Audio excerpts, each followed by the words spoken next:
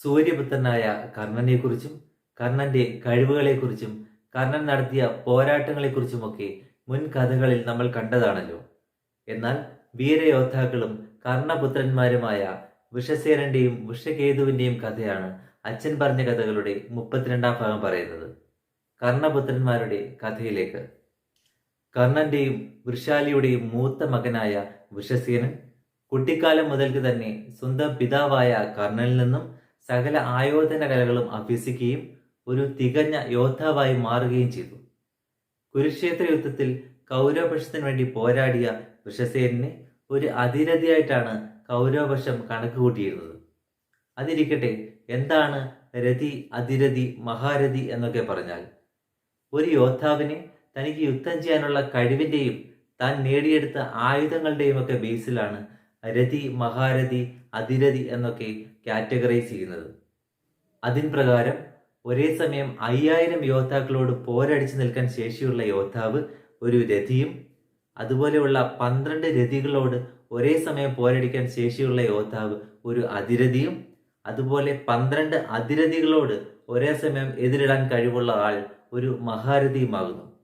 പിന്നീട് മഹാഭാരതത്തിന്റെ latest version അനുസരിച്ച് അതിമഹാരഥി, മഹാമഹാരഥി എന്നൊക്കെ രീതിയിലുള്ള കാറ്റഗറൈസേഷൻ വരുന്നുണ്ട്. അത് നമുക്ക് പിന്നീട് വിശദമായി ഒരു വീഡിയോ ചെയ്യുന്നതായിരിക്കും. കൗരവപക്ഷത്തെ മഹാരഥികൾ ഭീഷ്മർ, ദ്രോണർ, കർണൻ, അശ്വത്ഥാമാവ് എന്നിവരായിരുന്നു. അശ്വത്ഥാമാവും കർണനും ആദ്യം അതിരഥി എന്ന ഗണത്തിലായിരുന്നെങ്കിലും കർണന് വാസവി ശക്തി ലഭിച്ചപ്പോൾ കർണൻ മഹാരഥിയായി മാറി. അതുപോലെ നാരായണാസ്ത്രം ലഭിച്ചപ്പോൾ അശ്വത്ഥാമാവും മഹാരഥിയായി കണക്കാക്കപ്പെട്ടു. കൗരവപക്ഷത്തെ അതിരഥികൾ ദുര്യോധനൻ, ദുശാസനൻ, ശല്യർ, ശകുനി, കൃതവർമാവ്, കൃപാചാര്യർ, ജയദ്രഥൻ, അലംബുഷൻ എന്നിവരായിരുന്നു. ഈ ലിസ്റ്റ് പ്രകാരം പാണ്ഡവപക്ഷത്തെ മഹാരഥികൾ അർജുനൻ, ഭീമൻ, ഘടോൽകചൻ, അഭിമന്യു, സാത്യകി, ദൃഷ്ടദ്യുമ്നൻ എന്നിവരായിരുന്നു. അതുപോലെ അതിരഥികളായി കണക്കാക്കപ്പെട്ടിരുന്നത് യുധിഷ്ഠിരൻ, നകുലൻ, സഹദേവൻ, ശിഖണ്ഡി, വിരാട രാജാവ്, അതുപോലെ ദ്രുപദ മഹാരാജാവ് എന്നിവരൊക്കെയായിരുന്നു.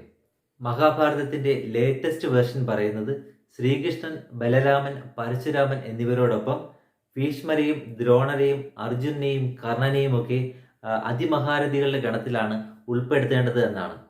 ഈ ഒരു കണക്ക് പ്രകാരം, ഈ ഒരു കാറ്റഗറൈസേഷൻ പ്രകാരം മഹാമഹാരഥി എന്ന ഗണത്തിൽ 2 പേരെയാണ് കണക്കാക്കുന്നത്. ഒന്ന് പരമശിവനും ഒന്ന് മഹാവിഷ്ണുവും. എന്തൊക്കെ പറഞ്ഞാലും ഇതിനെ സംബന്ധിച്ച് ഡിബേറ്റുകൾ ഒരുപാട് നടക്കുന്നുണ്ട്. അതുകൊണ്ട് ആധികാരികത അവകാശപ്പെടുന്നില്ല. അപ്പൊ ഈ ഒരു കാറ്റഗറൈസേഷൻ അനുസരിച്ച് അതിമഹാരഥി എന്ന ഗണത്തിലാണ് വൃഷസേനനെ ഉൾപ്പെടുത്തിയിരുന്നത്. അതുകൊണ്ട് തന്നെ വൃഷസേനൻ ഒരു തികഞ്ഞ യോദ്ധാവാണെന്ന് നമുക്ക് മനസ്സിലാക്കാവുന്ന കാര്യമാണ്. ഇനി കുരുക്ഷേത്ര യുദ്ധത്തിൽ വൃഷസേനന്റെ പങ്കിലേക്ക് വരാം. കുരുക്ഷേത്ര യുദ്ധത്തിന്റെ 11-ാം ദിനമാണ് കർണനും കർണപുത്രന്മാരും കുരുക്ഷേത്ര ഭൂമിയിലേക്ക് യുദ്ധം ചെയ്യാനെത്തുന്നത്. അപ്പോൾ സ്വാഭാവികമായി നമുക്ക് ചിന്തിക്കാം, എന്തുകൊണ്ട് ആദ്യത്തെ 10 ദിവസം കർണൻ യുദ്ധം ചെയ്യാൻ എത്തിയില്ല എന്നുള്ളത്. അത് കർണനും ഭീഷ്മരും തമ്മിലുള്ള ഒരു സ്വരച്ചേർച്ച ഇല്ലായ്മയാണ്. ഭീഷ്മർ പല വേദികളിലും കർണനെ പരിഹസിച്ചിരുന്നു. സൂതപുത്രൻ എന്ന് പറഞ്ഞ് പരിഹസിച്ചിരുന്നു. അതുകൊണ്ട് തന്നെ ഭീഷ്മരുടെ സാന്നിധ്യം പലപ്പോഴും കർണനെ അസ്വസ്ഥനാക്കിയിരുന്നു. ഭീഷ്മർ സർവ്വസൈന്യാധിപനായിരിക്കുന്ന കൗരവസേനയുടെ ഭാഗമാവാൻ താൻ ഒരിക്കലും തയ്യാറല്ല എന്ന് കർണൻ ദുര്യോധനോട് പറഞ്ഞിരുന്നു. എന്ന് ഭീഷ്മർ വീഴുന്നു, അന്ന് മാത്രമേ താൻ കൗരവസേനയ്ക്ക് വേണ്ടി ആയുധമെടുക്കൂ എന്ന് കർണൻ പറഞ്ഞു. അങ്ങനെ ആദ്യത്തെ 10 ദിവസം കർണൻ യുദ്ധം ചെയ്തില്ല. 10-ാം ദിനം ഭീഷ്മർ വീഴുകയും ഭീഷ്മർ ശരശയിലാവുകയും ചെയ്തു. എന്നാൽ കർണനോടുള്ള ഭീഷ്മരുടെ പെരുമാറ്റത്തിന് പിന്നിലുള്ള സത്യം ഇതായിരുന്നു. കർണൻ സൂര്യദേവന്റെയും കുന്തിദേവിയുടെയും മകനാണെന്ന സത്യം ഭീഷ്മർക്ക് അറിയാമായിരുന്നു. അതുകൊണ്ട് തന്നെ സഹോദരന്മാർ തമ്മിലുള്ള യുദ്ധം ഒഴിവാക്കണമെന്ന് ഭീഷ്മർ അതിയായി ആഗ്രഹിച്ചിരുന്നു. അങ്ങനെ കർണനെ പലപ്പോഴും അകറ്റി നിർത്താൻ ഭീഷ്മർ ശ്രമിച്ചു. പക്ഷേ കർണൻ ഈ ഒരു സത്യാവസ്ഥ മനസ്സിലാക്കിയില്ല. നമ്മൾ സബ്ജക്റ്റിൽ നിന്ന് വഴുതി മാറുന്നില്ല. അങ്ങനെ യുദ്ധത്തിന്റെ 11-ാം ദിനം വൃഷസേനൻ കുരുക്ഷേത്ര ഭൂമിയിലേക്ക് എത്തി.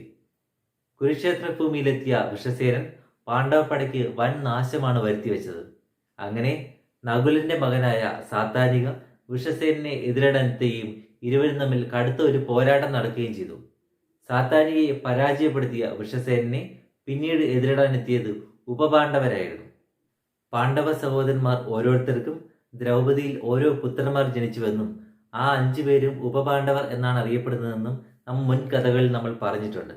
അപ്പോൾ ഈ ഉപപാണ്ഡവർക്ക് വൃഷസേനോട് എതിരിട്ട് പിടിച്ചു നിൽക്കാൻ കഴിയാതെ വരികയും വൃഷസേനൻ 5 പേരെയും പരാജയപ്പെടുത്തുകയും ചെയ്തു. പിന്നീട് വൃഷസേനനെ എതിരിടാനെത്തിയത് ദ്രുപദ മഹാരാജാവും വിരാട മഹാരാജാവുമായിരുന്നു. ഇരുവരെയും കടുത്ത പോരാട്ടത്തിൽ തന്നെ വൃഷസേനൻ പരാജയപ്പെടുത്തി. അങ്ങനെ സാക്ഷാൽ സഹദേവൻ തന്നെ വൃഷസേനനെ എതിരിടാനെത്തി. കടുത്തൊരു പോരാട്ടത്തിൽ സഹദേവന്റെ രഥം തകർത്ത വൃഷസേനൻ സഹദേവന്റെ കുതിരകളെ കൊല്ലുകയും മാരകമായി മുറിവേൽപ്പിക്കുകയും ചെയ്തു. സഹദേവന്റെ രക്ഷയ്ക്കെത്തിയ സാത്വികിക്കും ശിഖണ്ഡിക്കും വൃഷസേനന്റെ മുന്നിൽ പിടിച്ചു നിൽക്കാനായില്ല.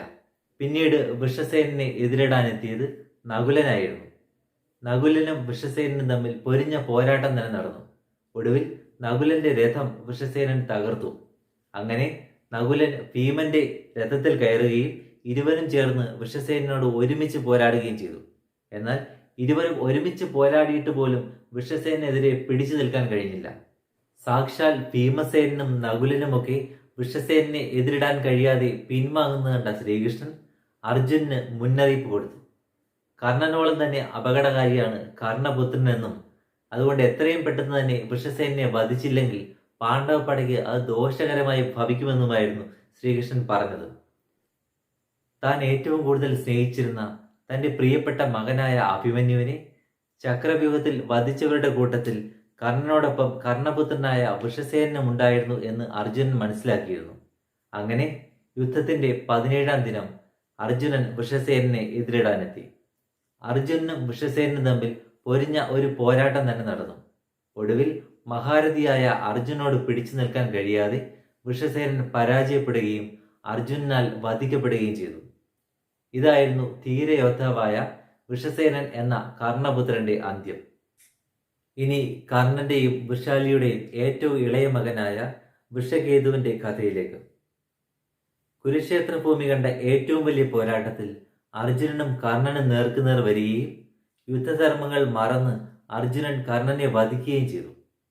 എന്നാൽ കർണനെ വധിച്ച ശേഷമാണ് അർജുനൻ തിരിച്ചറിയുന്നത് താൻ വധിച്ചത് തൻ്റെ ജ്യേഷ്ഠ സഹോദരനെയായിരുന്നുവെന്ന്.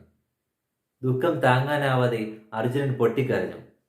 പിന്നീട് അർജുനൻ നേരെ അംഗരാജ്യത്തേക്ക് പോവുകയും ജീവിച്ചിരുന്ന ഒരേയൊരു മകനായ കർണന്റെ ഏറ്റവും ഇളയ മകൻ വൃഷകേതുവിനെ ഹസ്തിനപുരത്തേക്ക് കൂട്ടിക്കൊണ്ടുവരികയും ചെയ്തു. വൃഷകേതു ചെറുപ്പമായിരുന്നതിനാൽ കുരുക്ഷേത്ര യുദ്ധത്തിൽ പങ്കെടുത്തിരുന്നില്ല. തൻ്റെ മരണം വരെയും തൻ്റെ ജ്യേഷ്ഠ സഹോദരന്റെ മകനായ വൃഷകേതുവിനെ സംരക്ഷിക്കുമെന്ന് അർജുനൻ പ്രതിജ്ഞയെടുത്തു.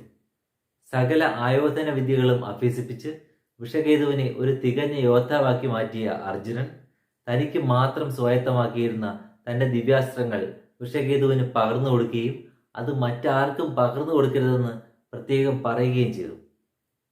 തൻ്റെ ജ്യേഷ്ഠ സഹോദരനെ ഉൾപ്പെടെ അനേകായിരങ്ങളെ കൊന്നൊടുക്കിയ ആ ദിവ്യാസ്ത്രങ്ങളുടെ ഉപയോഗം ഇതോടുകൂടി ഇല്ലാതാകട്ടെ എന്ന് അർജുനൻ ആഗ്രഹിച്ചിരുന്നു.